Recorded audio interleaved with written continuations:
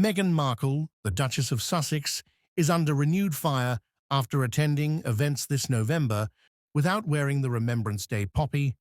There has been demand from critics for Meghan to relinquish her royal title. However, is there really any basis for such a demand?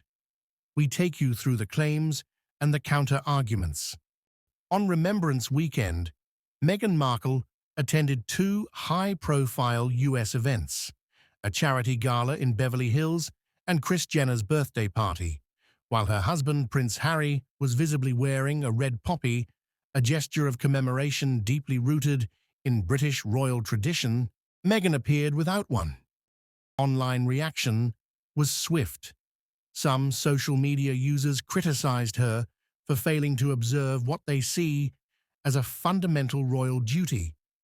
One commentator said, "Meghan didn't even pay respect with her husband and wear a poppy." On more conservative platforms, the response was similarly harsh, with arguments that she was rejecting a key symbol of British national remembrance. Yet, according to sources close to Meghan, the omission may not have been a deliberate snub. Some reports suggest she struggled to find poppies in the US. They're apparently not as readily available in America as they are in the UK or Commonwealth countries. One insider explained that she didn't want to risk wearing a low-quality replica or a symbol that didn't properly represent what the poppy stands for. Another said it's about practical supply issues and expense. Shipping authentic poppies to California can be costly. Defenders also note that Meghan has previously displayed respect. In the past years, they argue she has worn poppy brooches and joined Harry in remembrance messages before, suggesting she understands the symbol's significance. But the poppy argument reignited a deeper debate. Some critics are calling for Meghan to forfeit her Duchess of Sussex title. The logic, they say, is this: she is appearing to distance herself from royal traditions. She is undermining the values associated with her title, and thus should no longer hold it. There is also renewed scrutiny of her use of Her Royal Highness. In a recent podcast, a gift card in a hamper she sent to a friend bore the inscription, "With compliments of Her Royal Highness, the Duchess of Sussex." For many critics, that's a breach of the 2020 agreement she and Harry made with the royal family when they stepped back from their duties. Meghan's representatives have pushed back hard. They argue that the use of Her Royal Highness in the gift was a private gesture, not a public or commercial one. From a legal standpoint, removing her Duchess of Sussex title would not be simple.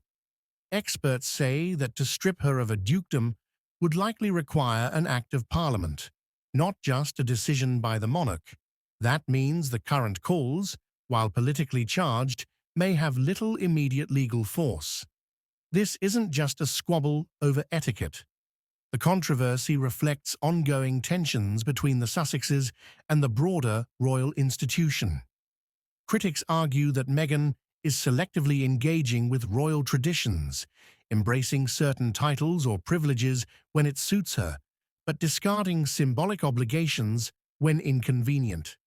Meanwhile, Meghan's supporters frame her absence of the poppy more sympathetically.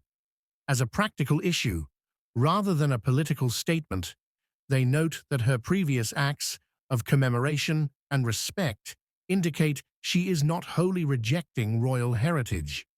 The story also ties into a larger debate about modern monarchy, privilege, and accountability. Can someone retain a royal title if they visibly reject some of the trappings and expectations that come with it? And should titles be revoked when public perception deems behavior unroyal? So, what could realistically happen next? Here are a few possible scenarios. 1. Nothing legally changes. The calls for Meghan to relinquish her title may remain rhetorical. Without parliamentary action, her ducal title is likely to stay. 2. Public pressure intensifies. If media and public calls grow louder, there could be political or royal pressure on Meghan and Harry to clarify or change their use of titles. 3.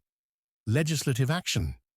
In theory, a future government or monarch could support laws to remove or regulate royal titles. But such a move would be complex and controversial. 4. A mediated settlement. It's possible the royal family and the Sussexes could reach some sort of private or public agreement about how titles and traditions will be used going forward. But nevertheless, she has offered an explanation, and the legal path to removing her title is far from simple. Whether this dispute will escalate into a serious constitutional or public reckoning, or fade as just another royal controversy, remains to be seen.